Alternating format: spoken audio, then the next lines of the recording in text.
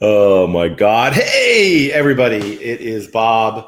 It is 5 a.m. here in Sydney, Australia. Ouch. I am on just beginning cup number 2. Sorry about the bags in the eyes. I want to welcome Michael Bridgman from Major Media. Say hi. MajorMega. Hello.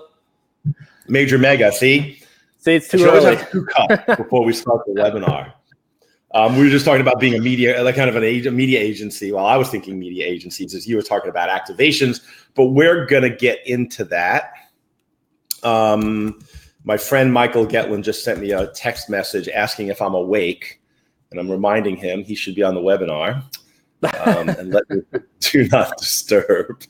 Yeah, thanks for joining, man. I really appreciate it. Yeah, thanks for having me.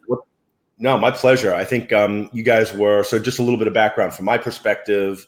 IAPA last year, 2018, back in the parking lot tents where they stuck a lot of the new exhibitors. I stumbled upon you guys, and you were having. We should talk about that too, because I've done a lot of trade shows, and you guys were having an interesting trade show. And stumbled upon your Hyperdeck, and was really kind of surprised and impressed. So I think the world should know about what you guys are up to, and so thanks for joining. Yeah, no, thank you for having me. We've been pretty stealthy about this whole thing, which is something that needs to change. So this is an early step of many in putting ourselves out there. So yeah, it was a lot of companies are hyping up their stuff well before it's ready, and yeah, you guys have been a little quiet. What's the thinking behind that? Because you weren't totally stealthy. You went to IAPA, right? So it's not like it's a secret now, right? So. Well, honestly, I think the simplest answer is that we're mostly bootstrapped. We didn't raise millions and millions of dollars, and as we'll get into, it's kind of been an evolution, not necessarily this spark. It was like the Hyperdeck, let's make it, let's raise money and make it. It was kind of this thought experiment that we really massaged over time, and slowly evolved into. So I think because of that slow emergence, we're finally getting to the point now that we've proven the model, we've proven the product, and this year we've just begun our go-to-market strategy. So I think you'll be hearing a lot more about us. Cool. Can we talk about I love talking about go-to-market strategy. That's my jam. So, you want to talk about it right now? Okay. We'll warm you up. I'll warm you up. Yeah, first. yeah. So you guys have a really interesting background, right? So you're a kind of what are you? What is MajorMega? Well, so we started out as a pretty basic digital media agency, basically doing websites, landing pages, Twitter, interactive campaigns. We started getting into some more fun, complex stuff like video games that promoted album launches. We found ourselves in this really awesome niche in the entertainment industry doing digital campaigns for Justin Timberlake albums, perfume launches for Rihanna, book launches for Nicholas Sparks. And from an outside perspective, it was probably like, we were having an amazing time doing rock stars websites, but deep down inside, I think Sean is my co-founder. We still wanted to do our own thing. We didn't want to keep doing other people's visions. And so that was kind of the beginning of the Hyperdeck and wanting to create our own thing. We were pretty early adopters of VR and began experimenting with it shortly after the Oculus Kickstarter. And I mean, we were taking car battery jump packs and making portable free roaming VR experiments before VR backpacks was even a thing. But I forgot the original question. I've gone so far down my rabbit hole. I'm just kind of talking about where you came from and the history of the company and how you got into VR, and I think you're answering that. So yes, well, there was a moment where we did a video game for Katy Perry's producer, where she was shooting lasers out of her breasts going down the boardwalk, and it was just this zany. Yeah, well, it was just this really weird. Well, you're Katy Perry, obviously. Yeah. But waking up every morning and working on that game, it kind of felt like we were kids on summer vacation. You know, when you're in school, it's like getting up is the hardest thing ever. And then in summer vacation, it's like, boom, you're up and out the door building your treehouse. And working on that game just felt like summer vacation as a kid. And we're like, dude, we're entrepreneurs, we're business owners. Why aren't we crafting our business to create this feeling every day? Wow. So we actually, the first step was saying we're only going to take video game projects. And we said no to a lot of websites, a lot of other stuff, and only said yes to video games. And it was a nail biter. You know, we questioned ourselves a lot, but at the end of the day, we picked up a couple big projects in the edutainment sphere and found ourselves as a video game company. And then it was shortly after that the Oculus Kickstarter came out. You know, we started experimenting with VR, and we realized that, you know, this was definitely something we wanted to be a part of, and we saw the obviousness of it being the future medium, and we wanted to do something with it. And at the same time, we were actually flirting with the idea of opening up a barcade. You know, they're really popular now in big cities, but, you know, you serve craft beer and you put up retro arcade machines, and it seems to be working just really like that. well. You make much money, right? It's so easy. So we were flirting with that idea, and we're like, well, why did arcade machines die off anyway? Like, what would it take to get people out of the house and pay for a premium gaming experience that they could never dream of at home? And it was that thought experiment that we kind of asked ourselves over and over again. And I remember seeing the trailer for The Void when it first came out, and I was like, damn, there it is. Like, that's it. And, you know, we just kind of ran with that thought experiment, started putting our own twists on it, and somehow ended up with the Hyperdeck. But in the middle there, which we can get into a little bit deeper, we started tackling the problem of motion sickness specifically. Because early on, I think everybody recognized that there's this huge glaring problem with VR, and that you can't take an existing title from a console and shove it into a VR headset and it's going to work. And without solving motion sickness, it's a huge limitation as to what kind of experiences you can create. Yeah, and that's been one of the big challenges. And the thing that I love is there are so many approaches to solving that problem, right? From large free roam spaces where you just have a 1-to-1 locomotion ratio, to teleportation, to, you know, some of the new stuff that Servios is working on, where you swing your arms to create a walking motion.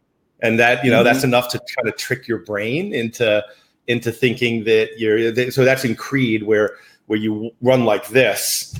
And I don't know if I'm supposed to say this, but, you know, they're using that, they're expanding upon that teleportation motion. And I've done some early demos. It's really interesting. And so, and then all of these, like the Omni treadmills, which, you know, evolved over time in Cat VR and stuff like that. So there's a lot of ways to solve it. How did you approach it uniquely? Because obviously your solution is quite unique, in my opinion.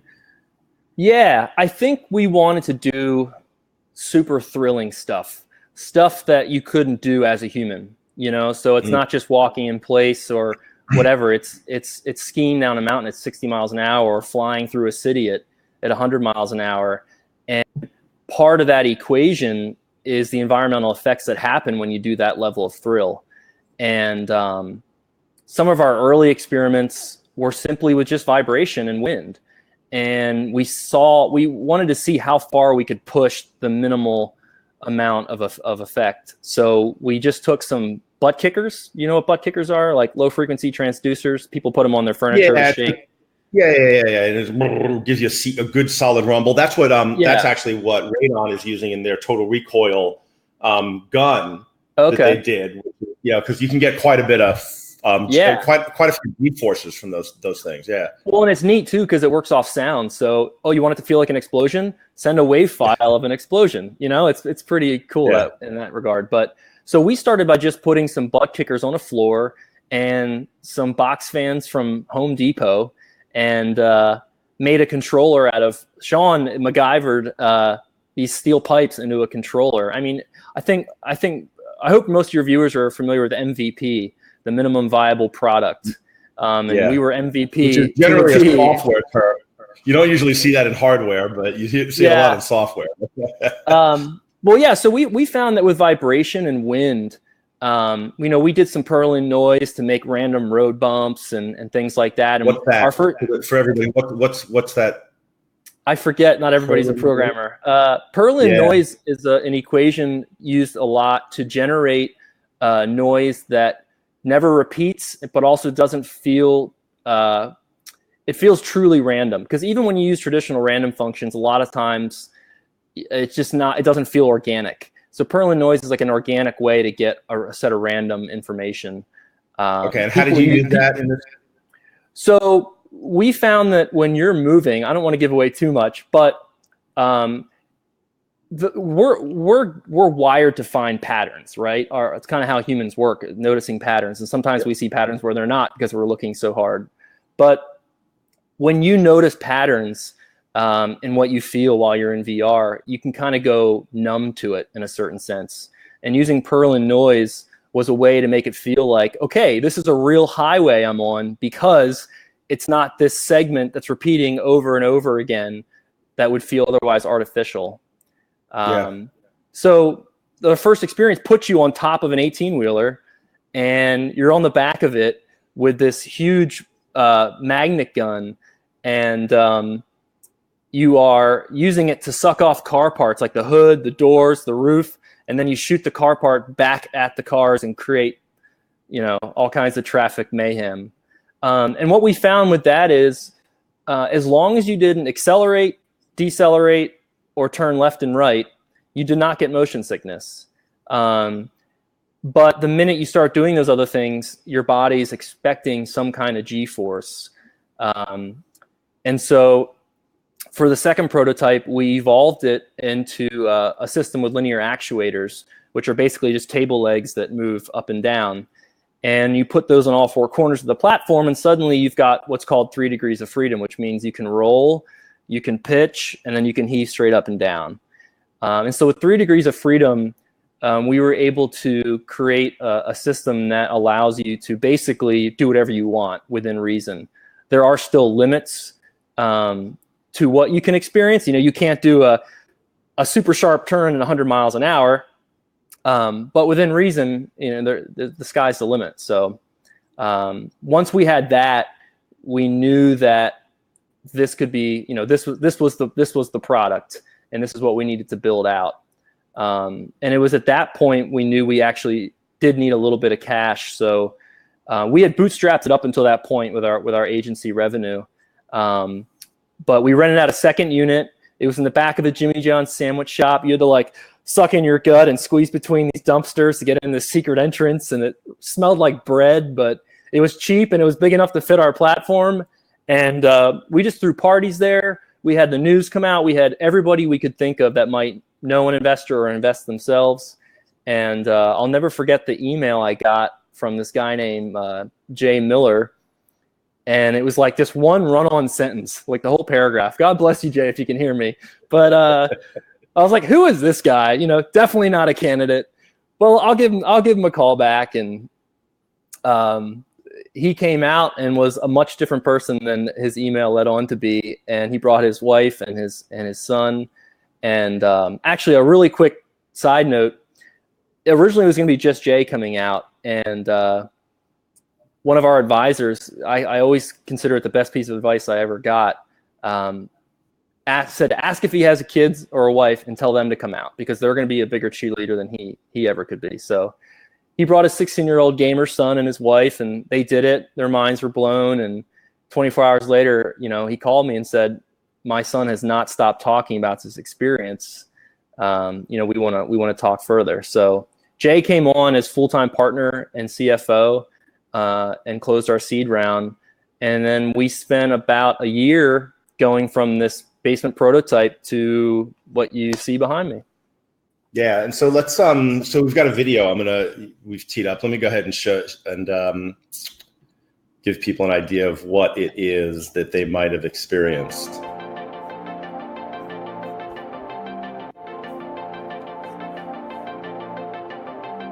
Maybe. Similar.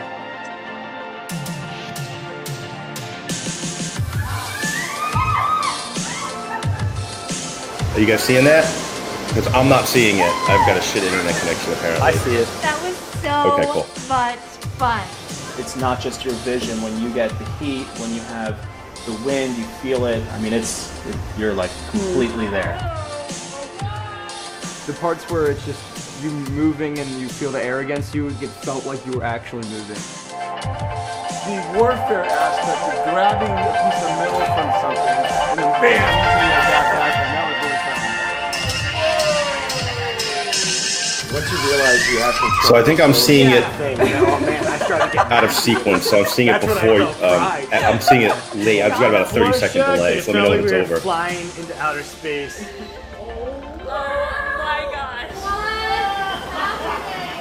It really does take you to another place where you forget where you are and you are in that game. There's no game that I've ever played that would compare to how real it feels, and you're not just like playing a game, you're actually there, part of it. And you sort of feel like you're on a team, like we're working together to like conquer these guys. That's the one. You did great. This is like epic. I've never felt sick or nauseous or anything remotely like that. Before this, I think virtual reality like freaked me out. I didn't know what it was, and I felt like it would disconnect us. But really, it was like a team thing. It was bonding. One of the most exciting experiences of my life, and I stayed in the same place the whole time. It really was. That's like the best quote we could ask for right there. I don't know if you caught that, Bob. Yeah, that was. It's probably coming up in a second. Okay. Oh, shit. Somebody was calling me. So did you get through the whole video? Yeah. And I remind you. Mine was about 30-second delayed. So yeah. So look, go ahead. Go ahead. Go.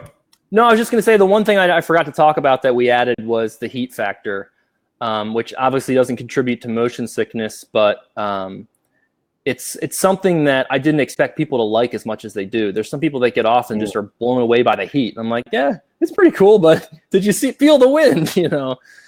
Yeah, it's interesting how different people will react to different elements of it, and so like, what made you? Let's talk about haptics a little bit, right? So sure. So I think you mentioned the Void and kind of that. Their video when they first started kind of hyping what they're doing and the fact that they're mapping the environment. It's a lot of what I'll call environmental haptics, right? You get all of that. What made you go in so hard? Like, you guys kind of have this almost extreme version of the amount of motion and the force of the wind and stuff like that. And so you guys kind of have taken a bit of an extreme move in that direction. Talk about the theory behind that and how you landed on that decision. Well, I think the biggest thing is that, maybe the easiest way to say it is why not? But the real reason is because, with VR, we see it as a chance to do things we could never dream of, right? And you can create experiences that you could never dream of with a one-to-one free roam situation, but I could never stand on the back of an 18-wheeler at 60 miles an hour and feel the explosion from my missile, rock the whole thing. I mean, that's just insanity. And to us, that was way more appealing than slowly walking around, a room, which can be fun. And I've had great experiences like that. So I'm not trying to knock other experiences, but I just think, Sean is like basically a pro skateboarder. I bought a dirt bike having never ridden it before and drove it across the entire US on dirt roads. Like, I think we were just drawn to adrenaline and just upping the thrill wherever we could. I think also, go ahead.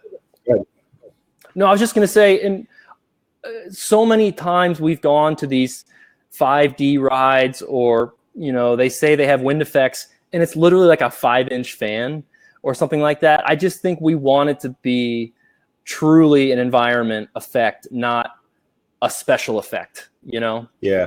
It's a really good point. Look, and I think a lot of people that are doing haptics, it's about deepening the immersion, and the little subtle things. A 5-inch fan actually can deepen the immersion. But in your case, it feels like you are going after more of a thrill ride experience but doing it in a way that feels really natural. My problem with motion, and I think we talked about this at IAPA when I did the demo, my problem with motion is most people use it to try to create a thrill ride, not to deepen the immersion. And that's where I find you can get really, I'm really sensitive to motion sickness and didn't get any of that. And from your thing, so you found this kind of sweet spot between more extreme feedback and haptics and a thrill ride without making it uncomfortable. And I was really impressed with that. Thank you. And I'll say, again, without giving away some of our secret sauce, we're not just kind of, if you lean left in the real world, we're not just leaning you left. There are tricks we're doing at certain moments to fool the brain into simply feeling a G-force, not necessarily moving you. So there's a lot of kind of, I don't know if it's psychology or what the proper term is, but there's a lot of unique physics brain fuckery we're doing. It was interesting. I was just at the airport again, and in Sydney, and some of the moving walkways weren't working, right? And it's funny. I'd step onto the moving walkway that was still, and my body accelerated like it was anticipating that acceleration. And then at the other side, when I stepped off, my body started to decelerate in anticipation of the change in speed, but it wasn't actually moving. Like, it's been programmed in my brain that that's what happens. And I was thinking about VR in that moment, because it's like, this is a great non-VR example of how we can just really trick that brain and inner ear to feeling something that isn't happening. And if it's done right, it can be really magical. And I think you guys have done an amazing job of that. Thank you. And I'll just say, you make a good point in that a lot of what we're fighting against is what we've kind of been conditioned to our whole lives. So, what are the next few generations going to face when they grow up with VR? Maybe they won't get motion sickness as easily. Maybe there'll be new problems where, they don't have the same ingrained responses as we do.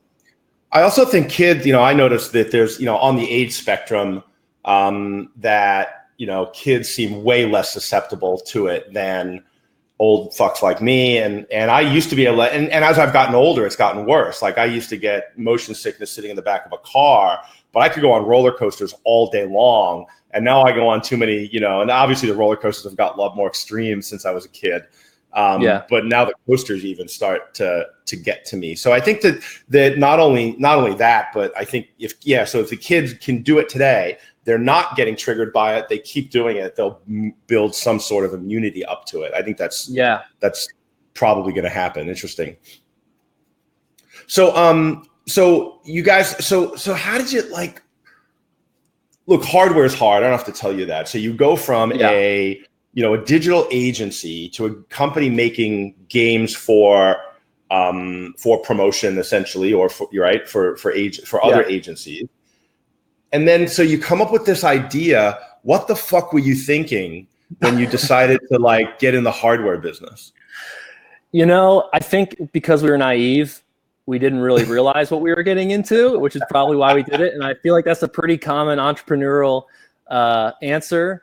It's baby steps, and we knew what we wanted, and we figured out ways to do it. And then we paid a professional to actually do it the right way. When I say professional, we made these Home Depot controllers. Here's the limits of how it should move. Here's the Y and the X-axis movement. Here's how we want it to feel. They'd give us some prototypes, some examples. We'd say, no, it needs to be like this. So every step of the way, we would prototype to the best of our abilities what we wanted before we spent any money on actually having someone fabricate it. Things like Arduinos and the hobbyist market has been a huge blessing, and in combination with tools like Unity and Unreal that are free, there's really no reason anybody that's interested in this kind of stuff can't start tinkering in their bedroom. Yeah, and look, and that's where a lot of the innovation in the amusement industry has traditionally come from. When there's a disruptive technology like VR, oftentimes the endemic manufacturers are really slow to adopt it. And so you get an opportunity for young companies like you guys to come in and make a difference. And then by the time they wake up, a few of you've had some traction and get some staying power. And so, from that, so and you were talking about the hardware and tweaking. So I'll ask this question now: is the how much of this did you have to invent versus the ability to like cobble it together from stuff that was already out there? Like things like, obviously the heat, you're not going to invent heat lamps, but like some of the industrial mechanical engineering, the wind, like, did you have to do all that? How did you learn to do it? Fuck. Yeah. So,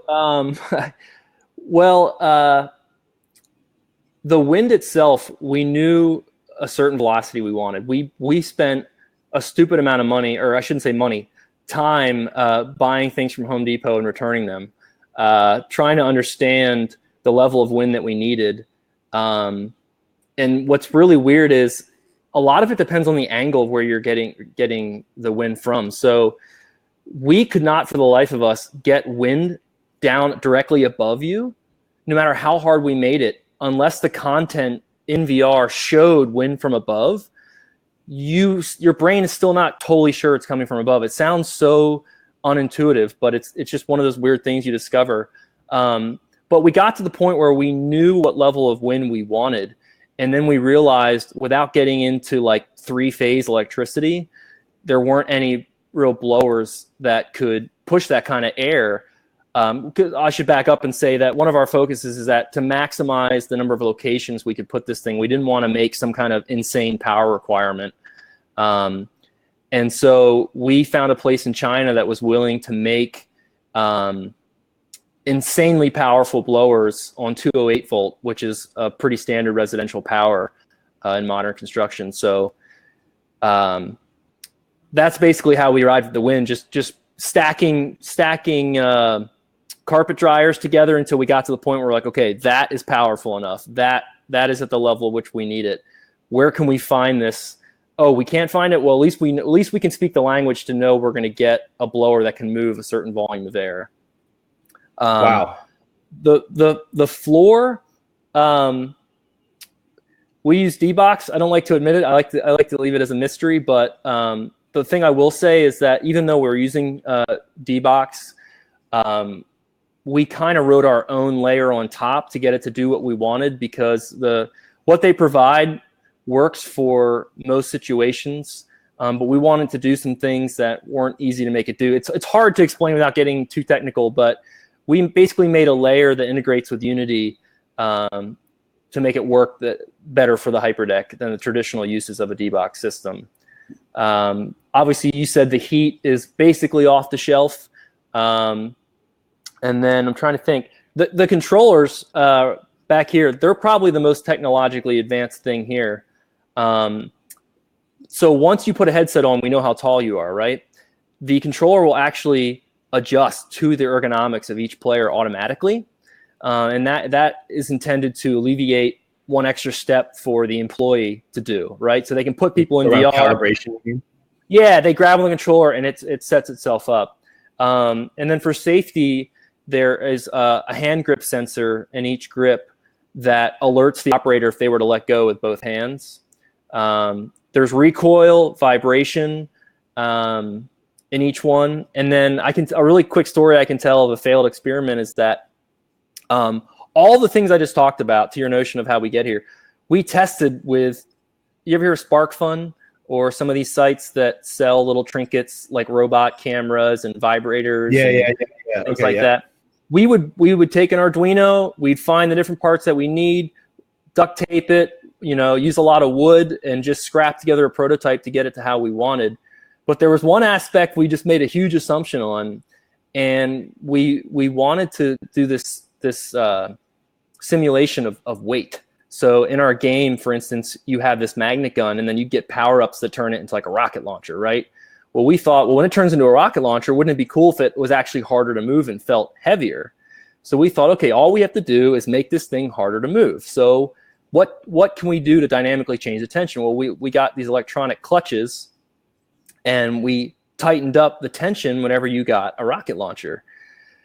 But what I didn't realize is basic physics is that heavy objects are hard to start moving, but they're actually easier to keep moving because of inertia, right?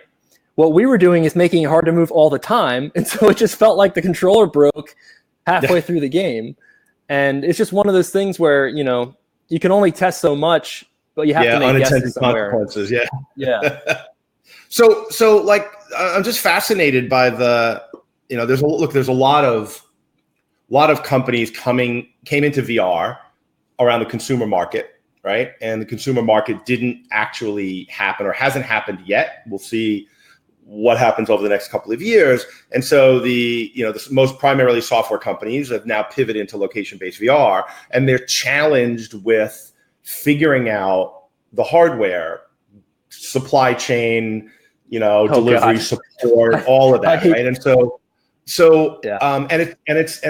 complex. So you talked about you got here through a little bit of naivete and a bunch of baby steps. How did you build the core competency though, as a media company, as an agency, to be able to understand that you could even conceive of a clutch, or you could go to China to have custom fans made? Like, where's that knowledge base come from in your company? Oh man, I mean, it's the company for those for the years of forming the Hyperdeck, where there's 3 people. It was Sean and I and a Unity developer, Colin. So I don't know. I think Sean and I have always just been super scrappy and able to see through a solution with kind of MacGyver-ish approach. But I can speak to where we're at now. Some of these tougher problems that we're facing. We're at this community called Rock Lidditz. And what a lot of people don't know is we're out here in the middle of Amish country and out in central Pennsylvania. And all the biggest names from U2, Madonna, Ariana Grande, everybody starts their tour at Rock Lidditz. And Rock Lidditz started back in the 70s with a company. I'm sorry, Rock Lidditz didn't start back in the 70s, but a company named Clare Brothers started making speakers. You ever see those monitors on stage that are 45-degree angle facing up? That was their invention. That wasn't always a thing. They had that idea and started using that. And lots of things like that came out of Clare. Another company called Tate, who made the first lighting up on towers. They now do all kinds of automation, and they fly Lady Gaga around the stage with winches and things like that. And then there's some lighting company and pyrotechnics companies. So they saw all these people working together in this area, getting these big contracts, and they're like, we should make a freaking campus, right? So they built this huge building and brought in other live event companies under one roof. And then they realized, well, we're spending so much money on hotels whenever we bring clients in or bands in. We could actually make money if we built our own hotel. So they built a hotel here. Then they realized that, I'm doing this out of order, but they also realized that usually on these big tours, there is so much space needed to do a full dry run that the first tour stop was always the guinea pig where everything went wrong, right? So they built this huge black box where they could actually do a full-scale setup and do a true dry run, which is a huge advantage because not many people can, afford to do something like that on that scale. So being here at Rock Lidditz has given us a lot of resources. For instance, we needed 24 hours before IAPA, we needed some stuff, some support brackets CNC'd. And it was like everybody rallied around us, got their CNC machines open for us, put stuff through, worked all hours of the night, and made it happen. We've got referrals to them through some metal people, some wood shops, some different engineers that ultimately, were able to bring in expertise that, was way beyond what our MacGyvering skills could achieve. I don't know if this has answered your question or not, but I think it's really interesting because were you guys based there originally? Or did you move into this environment to be able to take advantage of these? Once we had the 2-player prototype of the motion floor in that basement zone, we put somebody through it from Tate who got us a spot here at Rock Lidditz because they're not. It's not that they're selective. It's just that they want the right types of companies here. So I think once they saw our experience, they knew we'd be a good fit here amongst the community. Yeah, interesting. So I know you gave me some. There's some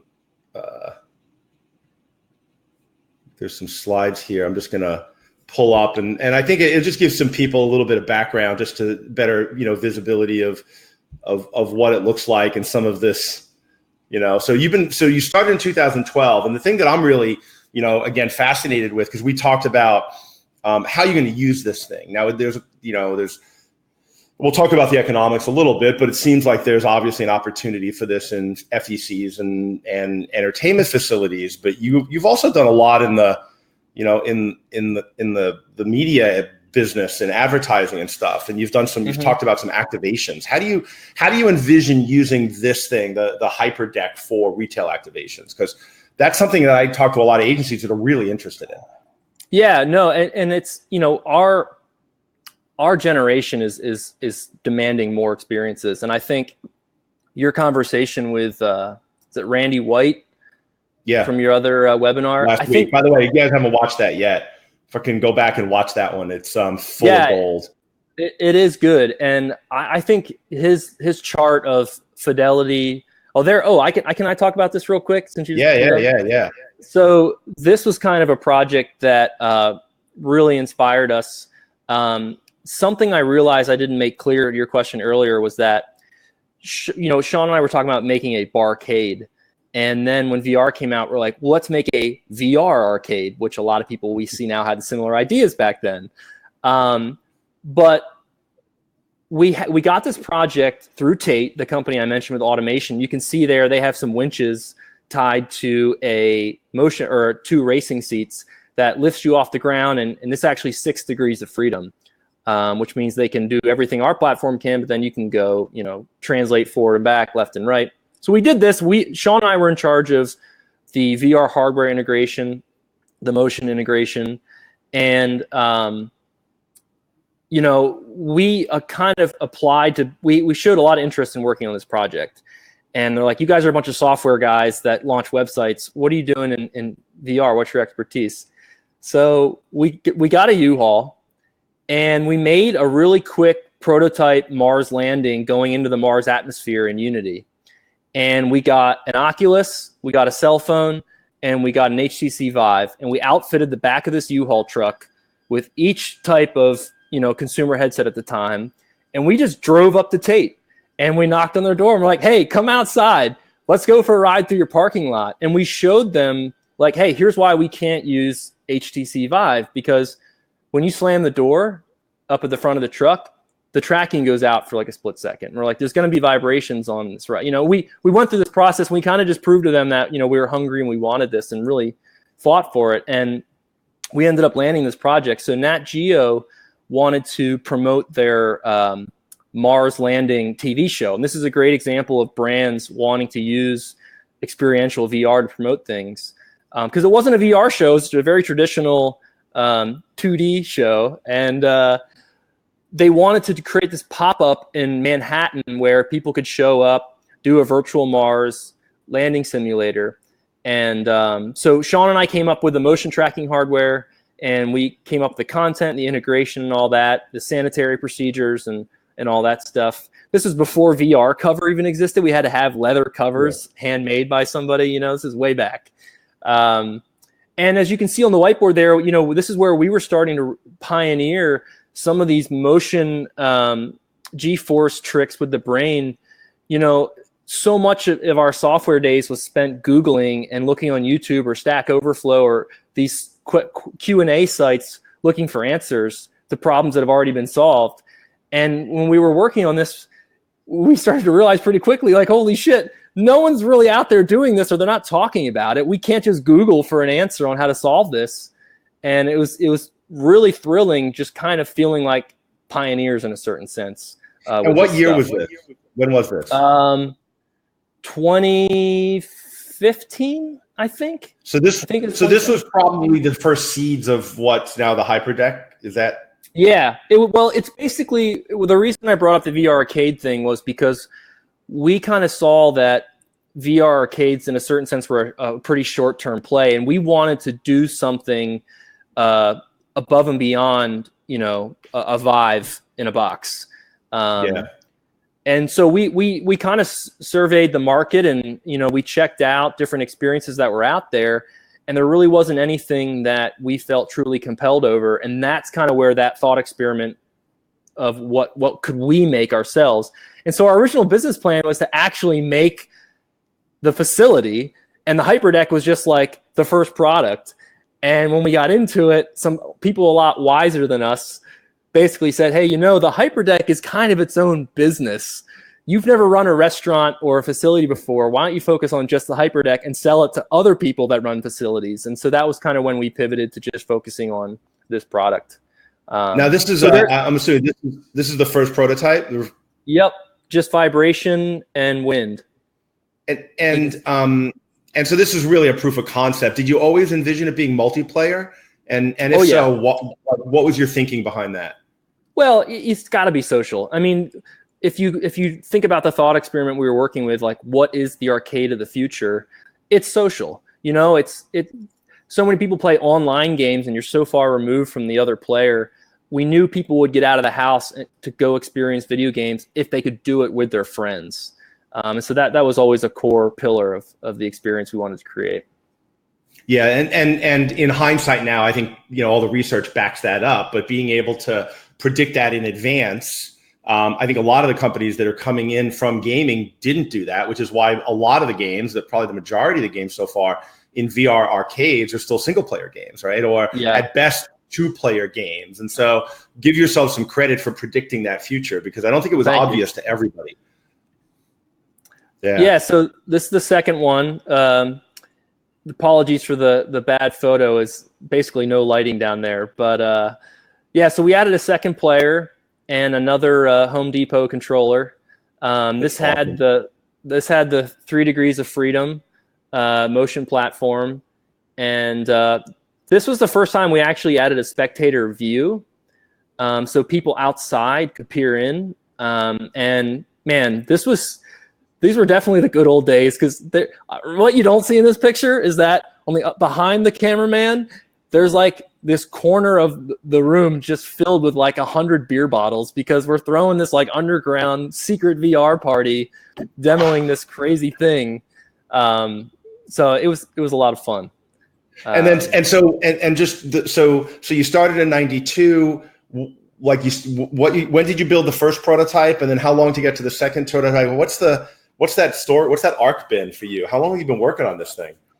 I believe, it's 2019.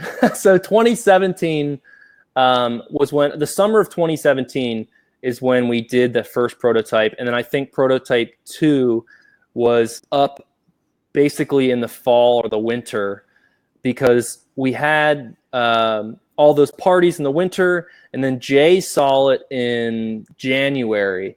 So January of 2018 is when our now partner experienced it. So and then this is a version of what you brought to IAPA. And so talk a little bit about the decision to go to that show, because a lot of companies, part of my audience is a lot of startup companies, and they all look at IAPA as like the holy grail, and we have to get there. And a lot of that comes from the, what's now the legend of Hollowgate and Creative Works selling, so many systems in that perfect storm of product and opportunity and hype, right? And Blue Ocean at the time.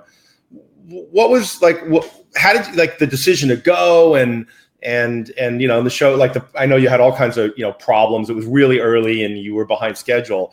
Talk about that journey from an entrepreneur's perspective.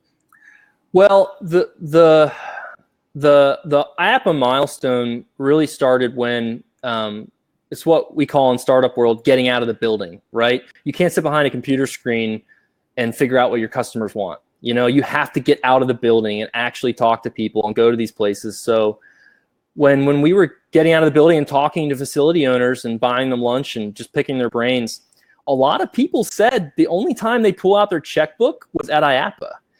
And to us, that was like, holy shit, they're not always thinking about buying, and we need to be in front of them when they're thinking about buying. So IAPA was our end goal. When were those discussions?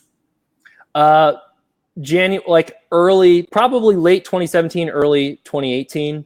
And so IAPA was far enough away that we thought we could make it happen, which we kind of did. But so it was basically talking to other people. And then what's interesting is we paid all this money. For us, it was a lot of money to get into the IAPA. And the day came when they were supposed to assign the booth, which is, a big deal for us IAPA exhibitors. And the time came and went, and we didn't see our name pop up. And we're like, what the hell?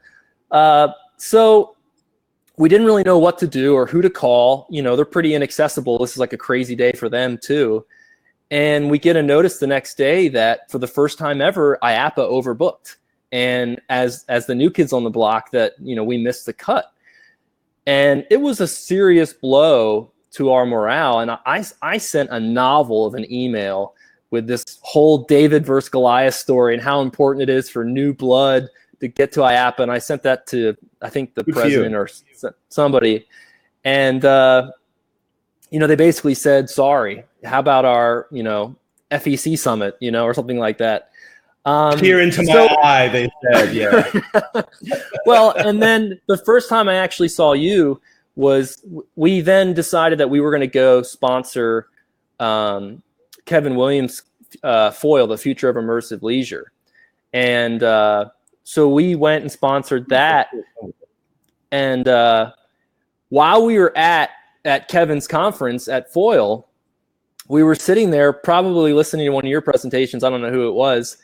And Jay shows me this charge on his American Express from IAPA. And we're like, wait, what is that all about? And so we get this email shortly after that they had added this new tent, and we were back into IAPA. And so I was like, well, we just spent all this money sponsoring. Did they offer you a discount for being in a tent on the back 40 acres? Or?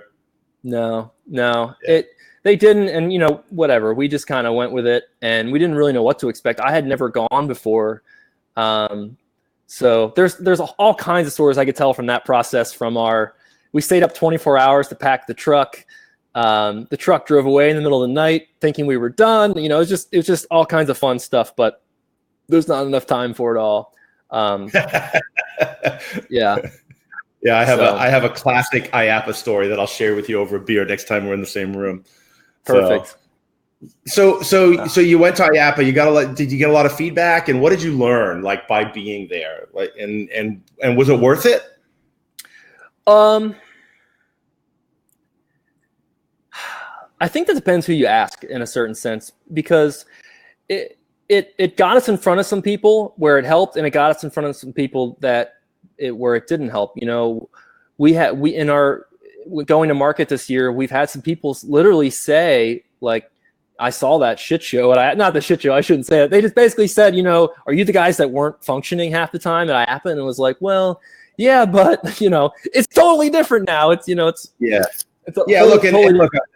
anybody that's ever tried to bring a product to market in time for a trade show understands that oftentimes half of what you're seeing as a consumer is smoke and mirrors, right? I mean, I was at CES this year, and HTC rushed out this announcement about the Cosmo and the Cosmos headset, right? And it was up on a pedestal with lights on it, clearly out of reach, so you couldn't touch it and realize it was probably just a 3D printed prototype, right? And so companies do that all the time. And anybody's listening to this, if you saw this at IAPA, mad props to them for getting it there. And don't let any trade show demo throw you off if it glitched, because operating a real live demo at a trade show is hard, interference, all of this shit. And so for those of you out there, be generous. I've got to share the classic example of the iPhone launch. The iPhone was not usable. It was unstable. And I think they had 100 iPhones, and Steve Jobs would sneak another one out. It was totally smoke and mirrors, but that was one of the most revolutionary product launches ever. So and we think about that a lot. A flag in the ground and a date for everybody to hit, because it galvanizes the effort. And without, it's like giving birth.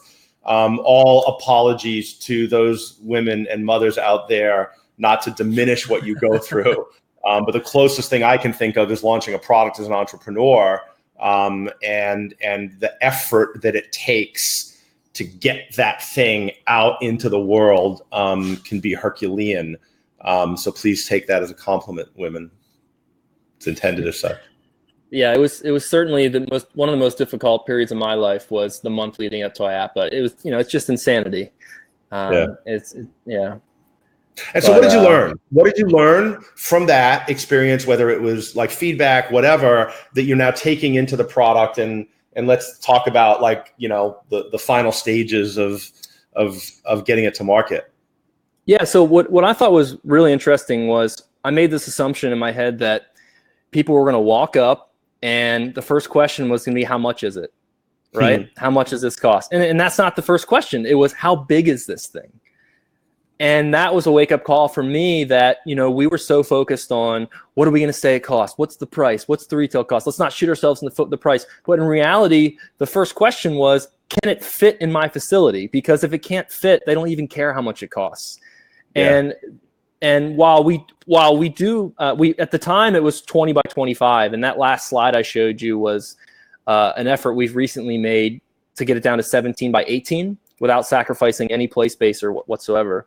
But that was kind of something. That's about the same size as a hollow gate, right? Which I think is 17 by 17. So, so really good footprint. Yeah, interesting. Yeah. So no, I realized that you know, footprint was huge, if not big. You know, this just after price.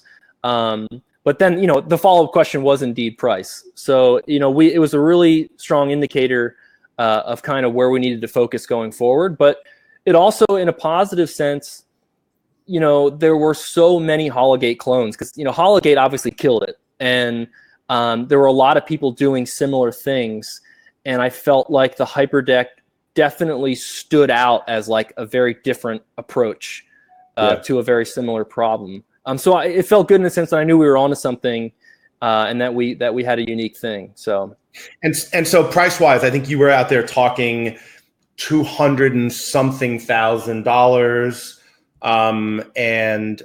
what was the response to that? And what have you done with that information? And I know you've done a lot of value engineering and trying to get it to market. So what's that journey been like? And are you prepared to talk about like what the reaction to was that price and what are you trying to do and what are you trying to come to market at? Well, you know, it's interesting in that doing my own market research, I found it incredibly hard to get pricing out of anybody. And so I don't know if I should talk about it or not. I'm willing to, you know, somebody back there yell if I shouldn't talk about pricing, but look, I think. Well, let me help inform your decision because I totally respect it. Look, I always tell people in my sales strategy work is you don't talk price until you build value, because price is irrelevant and abstracted from the value that you're delivering. So before we talk price, let's talk a little bit about the economics of the little business package that you're selling, right? Which is, so it's a really high-end peak, or as Randy White would call it, high fidelity experience, right? What are you thinking about price per play? How long's the experience? What are the economics of it from the operator's perspective, abstracted from cost? And then we can talk about cost after we've set value. Yeah, we knew we wanted to get you know, an ROI within a year, right? We wanted the purchaser to make their money back within a year. That's kind of the magic number that I think everybody has to hit to be competitive. But we also knew we had something that was premium. You know, it was our goal to be kind of an affordable void, or like, as you said, the void on steroids in a tiny package. So we knew we were kind of somewhere. You said the void on steroids. Awesome. So, which I thought was good. So we kind of knew what our costs were. We knew we had a premium experience.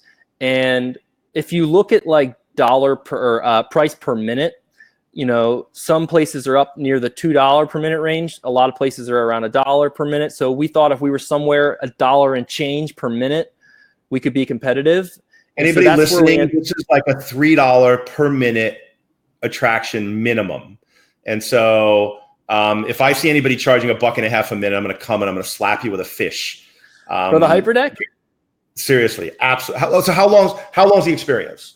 Well, okay, so up until fairly recently, it was 15-minute slot. The game itself was about 12 and a half minutes with a minute or two for, you know, onboarding and offboarding, which in the Hyperdeck is pretty quick because you just hold on to the controllers and you're good to go. Put on a headset, right? Yeah, and so, you know, I think people like Zero Latency that were doing these really long experiences that I actually do enjoy being in VR longer. So we wanted to create this longer experience, and we found that around 20 minutes, people usually wanted a break. So we kind of came to this middle ground of 12 minutes. But since then, after showing this to so many people, listening to our customers, most people wanted it even shorter. And I think a lot of that is because things like Hologate were so successful at 5 minutes, they were scared to go much longer. And every game, Michael, every game that I've looked at in the early stages, my first reaction to almost all of them is make it shorter, make it shorter, make it shorter. I think the big free roam experiences are different. I think that where you're walking around a big space and you have the opportunity to really explore on your own, I think that creates a very different feeling in VR. But for the thrill rides, which this really kind of is, I think Rabbids, the big ride, is really successful, and that's I don't know, 3.5 minutes. And so I also think there's this time warp, which you've probably noticed too. When you get into VR, you lose track of how much time it is, and people probably think it's been longer than it is. Have you seen that or measured it? Dude, it's the opposite for us. People get out of the Hyperdeck because it's so thrilling, and there's a lot of adrenaline, and it's just, like an action movie. Yeah. People are like, that was 12 minutes? Like, we make them guess how long it was, and they say 5 or 6. So I think time flies. Which could be a challenge, actually, in pricing on a ticket price. Because, if they think it was 5 minutes and it was 12 minutes, you're charging them for 12 minutes, and by the way, don't ever price anything to the consumer on a per minute basis, by the way. Just, internally as a metric within the industry, we can talk about that, but I don't like this whole notion of per minute pricing because you commoditize the experience. Yeah, that's true. And one of the challenges you're going to have is operators being willing to charge enough for this. It's been a huge issue. And, I think what Virtuix is doing with their Omni VR arena, and they just installed the second one in Austin, Texas, and I believe it might be at some large FEC chain that was named after two guys in Texas. It's been around for 20 years, but they, I think the price they're charging $15, and it's a 7-minute experience on the treadmill, and they've packaged it with a pre-show and a post-show. But I don't see any reason you couldn't charge, up to $20 for that experience. I think operators are going to choke on the thought of charging $20 or $25, 12 minutes. So are you going to shorten it? What are you going to do? Are you going to make it 7 minutes? So, what's the goal? We're working on 2 more titles right now. And our goal is to standardize the time to 8 minutes and book 10-minute slots and recommend charging $15, which is kind of around the $2 a minute mark. That to us is kind of where all the data from many different perspectives has arrived. So, there's always room for that to change, but right now that's kind of what we feel most confident in. And at the end of the day, I do want as many people as possible to experience it. So if it gets more people through per hour, and so let's talk about content, because one of the things that operators now, they're looking at these things because the iPhone gave everybody a platform in their pocket. Now platform is the thing, and operators all want like a pipeline of content, and they're going to look at your thing as a platform. And obviously it's very unique. It's not something that, you're going to be able to take advantage of development of other types of titles, just the whole control mechanism and everything. So how are you going to provide enough content, and are you going to develop it yourself, and what are your plans, and how are you going to charge for it? Like, what's the whole thing around content? Well, one thing as a company we've decided is to not do humanoid violence, right? That includes zombies, or basically giving you a gun and saying, go kill this thing that resembles a human. It's not the type of world I want my kids to grow up in. It's not the type of entertainment, and it's just too easy in a certain sense. So we're trying to find a way to have that good, clean, Pixar fun. And also, even though these controllers look like turret guns, we don't want them to always just be a gun that shoots projectiles. And you've gone out of your way to make it not look like a gun, and kudos to that. I know how hard that can be. In Laser Storm, I spent a lot of money trying to make the phaser not look like a gun when it was a gun. So like in our first experience, it's called HAIR, H.A.I.R. And it stands for Hooper's Artificial Intelligence Research. And it's about an 80s rock star that had a one-hit wonder, got writer's block, invented an AI lab to write metal songs for him. That AI got out of the lab and turned the whole world to metal. So you've got, instead of a gun, you actually have a magnet. Yeah. So you have a magnet gun that actually, kind of like a grappling hook, goes out, grabs on a piece of metal, and brings it back. Then once you have that metal piece, you can eject it back into the world. So you have these AI weird-looking chariot cars that are chasing you, and you can go out and rip a panel off or rip a speaker off the car and then shoot it back at them. So having these mechanics that are like a two-step process, right? We're not just pointing and shooting. You actually have two sides, right? So you have two different independent grappling hooks, and you go out, you grab a piece of metal, you blow up the car. Then when you blow up this car, these diamonds and power-ups and other points pop into the air, kind of like Fruit Ninja. So you start to develop your own expression of how to play, where I personally use one hand for blowing up the cars, and then I use the other hand to go grab the stuff that came out of the air. Meanwhile, I'm already pivoting to the second car, but then some people like to do it the complete opposite way. They like to focus totally on just blowing stuff up. So we wanted to make mechanics that have a lot of replayability, where you can get better. It's a highly easy, it's the typical easy to learn, hard to master thing. And by the way, that's actually not easy to learn, which is how to build games that have innate replayability, right? Yeah. Well, and we spent a lot of time not making a tutorial because you don't want to just tell the user what to do. You kind of want them to discover that. So, we had a lot of cringeworthy moments where people would get in and just totally not get the mechanic. And so we would slowly, iteratively add little hints and little things here and there until we got to the point where everybody was getting it without saying, here's exactly what you need to do in this game. How much player testing did you have to do to be able to get it where you think it needs to be? I mean, from the first prototype, which had a very similar mechanic, to now, easily thousands. And it's just really. I want to make sure everybody hears that. I want to make sure everybody hears that, because there's not enough. There's not enough people in this industry that are bringing in just raw consumers to play the game. And how did you get find thousands of people to come in and play? Well, like I said earlier, we would throw these parties on. Our city, Lancaster, has these thing called First Fridays, where all the art galleries open up, all the the bars have specials. So we would do parties on First Fridays and tell all our friends to tell their friends. We'd make Facebook events. It was always free, BYOB.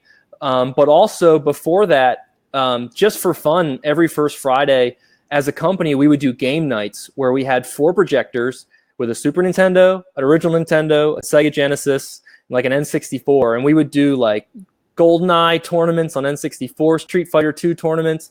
So people kind of knew us as these First Friday video game guys. So we had an audience a little bit already. We just started streaming them into this product demo. And now that we're at this Rock Lidditz community, we have a much greater pool of people to say, hey, come try this thing. We actually turn people away a lot. The guys at 2-Bit Circus, for years leading up to the opening of their LA facility, they had an art walk at the LA brewery where they were located, and twice a year they'd have their game nights, and they'd have people come in and play all these prototype games. And I just can't emphasize enough how important it is when you're designing these experiences to get people to come in, because and by the way, if you need a tutorial for people to learn how to play your game, you've done it wrong for this market. You might be able to get away with that in the consumer market, where people invest dollars and time to learn an experience. Right. But in the location based, when you're paying top dollar for a short experience, man, they got to be having fun right away. And if you don't know what first time user experience is, read some books, Google it, hire a game designer. But Jesse Shell, I think Jesse Shell Games. He has a great book. Yeah, great book on game design, and that opened my eyes. It's called Game Design: A Book of Lenses. And he talks a lot about the arena you're in, right? So there's the family room, which is couch co-op style fun. But then there's like the workbench, which is your private office with your PC where you put a lot of time. But then there's like the Coliseum, which is the market we're in, right? And that's like exactly what you said. You need to have instant fun. And one of the things we found too is we had a life bar and death. So there were like these amplifier tubes, power tubes on your gun that if all 3 of them got destroyed, you would power down and be out of the game for 10 seconds. And it's like, dude, when you're only in there for 10 minutes and 10 seconds feels like forever, and nobody wants to die. So we just, we took it out, and you never die in our game. So that was a hard lesson. I'm actually a big proponent of a thing, what I call peril in a game. Whereas if there's no consequence, then it tends to, I feel like, ramp down the intensity. The exception to that is when you've got built-in innate intensity in the fact of motion and wind and heat and sound and rock music, which I love the soundtrack. By the way, I wanted to say for the record, I thought the creative development that you did around that first game was brilliant. It was different. Thank you. The soundtrack was great. The story was great. It was really, really unique. And so let's get back to, you say you have 2 other games in development. That's in addition to the Rock God one? Yeah, so right now it's just the one title, Hair. Yep. We're going to debut our second title. I love that title. Thank you. We're actually just trying to come up with a title for our next game today. So, but we're going to launch the second title at IAPA, which is kind of an evolution of everything we wish we could have done above and beyond what we've done in Hair. And then we've got a third title in the mix that is a very, very different approach that is kind of too experimental to kind of put a launch date on. And so we're trying out some pretty radically new concepts that I don't want to get into just yet. So is it a game a year? Is that what you're thinking as far as a pipeline goes, or what's your commitment to the market? Because I think that's important. It is, and honestly, we're really trying to put a plan together to get more games out faster. It's just like you said, making games is hard, and you can try so hard and plan so much, but like to your point of player testing, you have to be ready to go back to the drawing board over and over again because it's just not working. It's our goal is 6. Go ahead. Go ahead. No, answer the question. 6 months. No, a 6 to 9 months rolling schedule is our goal, to try to do it within a new game in that window. And look, if you're doing it right, you don't need a lot of games. I think what's happening now is that there's a lot of people who aren't putting the effort in that you guys are putting in, and that I think needs to be done on the game side to make it fun and replayable. And if they're not doing that, then their answer to that is let's just roll out a bunch of games quickly because each one's a little different. That'll drive the replayability. I don't think that's a sustainable business model. Well, replayability is something else. Again, getting out of the building, one of the other things we heard was that there isn't a focus on replayability. And I think that is just crazy because, it's so obvious that, once you have one customer, getting them back is a lot easier than a new customer. Why are we not totally focused on replayability? And the Hyperdeck itself lends itself because each player, I don't know if it was clear, is kind of facing a different cardinal direction, right? And so when there's motion involved, everybody's on the same platform. So if you come back and do the game a second time and stand on the opposite corner, you literally move a different direction at every major moment. You see different things in the environment. You have different opportunities, and it just feels very fresh. And so we've actually found people that, play them all and then find the one that they like and try to get good from that spot. So it's a throwback to the arcades of the past in a certain sense. And so so I want to come back and talk about price. There've been a couple of questions, at least a price range. Like what's your target for this thing when you get it to market, and when are people going to be able to buy it? Like, have you taken orders yet, or do you have an install plan? Like, how are you going to get this thing out of the birth canal? Well, you talked a little bit about supply chain, which I think would give Sean a heart attack these days. Sean was kind of headed up our supply chain, and like almost everything in this project, we just had to figure out ourselves. And we just kind of buttoned that up and got to a point where we have our wood guys, our metal guys, our controller guys, and there is unit number 1 in production right now. And there was a slide, I don't know if you have them, that very last one shows the final iteration of what this is going to be like. But it looks like it's going to be going, I'm not sure if I can name the facility, but it's a big facility down in Orlando. And ready? Yeah, so No, not Andretti's. It's a big bowling alley. I'm sorry, if you go up one more. So this is the final version that's being manufactured right now. We removed the front kiosk. We removed the middle wind unit on the front wall to allow some more visibility. And then we removed the corner units so you can kind of see through the Hyperdeck, and people that are behind it can see into it.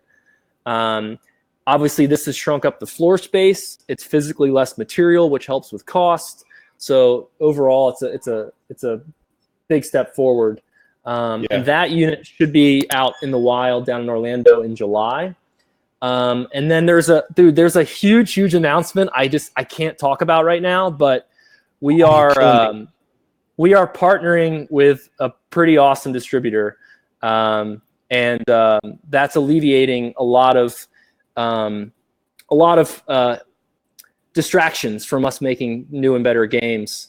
And so they are going to kind of take over some of the manufacturing and some of the project management and installation and support. So they should officially be for sale in partnership with them within the next couple months. Awesome. And so you're going to talk price? Do we talk price, Jay? Yeah. Well, because I'll tell you what. Look, here's the reality, guys. You already put 250 out there, 225 at IAPA, and that's what's out there. And so just be aware. No, you're right. You're right. I'm just gonna rip the Band-Aid off. We started at 250, and with the latest iteration that we just showed there, our goal is to be able to get it for $199. Awesome. We are not totally there yet, but it looks like in partnership with this new manufacturing partner distributor, it's going to help bring down costs even more to hit that $199 mark. It's not there yet, but it really looks like it's going to be. If it's not there, it's going to be close. Yeah. And I think, again, I think because of that, those really high fidelity experiences, operators are going to have to be willing to pay more to make sure that this isn't something that people can do in the home. And with Oculus Quest launching this week, more and more people are going to be getting VR in the home, and that differentiation is going to be key. So I think you guys are doing a great job. Well, I look forward to heading down to Orlando then in July to see. Aaron's asking about new games. Do you have is it going to be a revenue share? Are you going to sell the games, or do you know yet? I mean, if you don't know, that's a fine answer. No, it's going to be a yearly fee that will cover support and licensing of games, and as soon as a new game comes out, people that are paying that licensing fee will get it. Awesome. So, and the one thing I just want to touch on really quick that we're pretty proud of is Spectator play. So we have 2 iPads outside the Hyperdeck that show a topographical map of the Hyperdeck moving through this world. And during the combat scenes, players outside can actually drag either bombs or bonuses to individual players that then get spawned into the game with this hand of God that comes down, kind of like the Hunger Games, making a crate drop. So people outside the deck can actually interact with those in VR, which we found, when getting out of the building, people standing in line with nothing to do, or there's always somebody in a group that doesn't want to do VR for some reason. This gives them a way to feel like they could still take part in the experience. So look, companies have been talking about doing that for a long time. I've never seen anybody actually execute it. So I'm really going to be fascinated to track how that works out in the real world. Because I think there's a million opportunities to do more of that, especially with everybody with an augmented reality phone in their pocket now. I think it's going to be really interesting to see how that plays out. Cool. Yeah. Awesome. Asymmetrical gameplay. Thank you, George. Yeah. So I really appreciate you taking the time. Sorry we ran over everybody, but I was interested. So it's my show, and I can go as long as I want. I have used up all of my LTE tethering on my iPhone because I'm coming to you from Australia, and the bandwidth at my Airbnb was shit. So kudos to T-Mobile for getting me through this. Hopefully the video showed up okay. And how do they get more information about you and your company? What's the website? Well, you can go to hyperdeckvr.com or majormega.com. hyperdeckvr.com and majormega.com. I'll make sure that goes out in the on the YouTube channel. And I want to thank everybody for for showing up. I am going to be doing a special edition coming up next week, where I'm going to be unpacking the Sandbox VR pitch to Andreessen Horowitz, which has been circulating on the web now on YouTube for a while. Andreessen released it on their YouTube channel, and there's been a lot of talk about it. And so we're gonna unpack that next week. So keep tuned for a special edition. And then I actually have no idea who's coming on next week. I've been traveling like a madman and haven't really been keeping up. And hopefully you guys are enjoying this. Share it. Share the YouTube channel. Share the webinar link, and Michael, share the news with us when this thing gets installed down at Main Event, or I don't know, wherever it's going to go in Orlando. I can't wait to go down there and give it a ride, because I really enjoyed the initial experience. Cool, thank you. I can't wait for you to try it. All right, guys. Thanks for really having me, Bob. appreciate it. See you next week, guys. Have a great weekend. Bye-bye.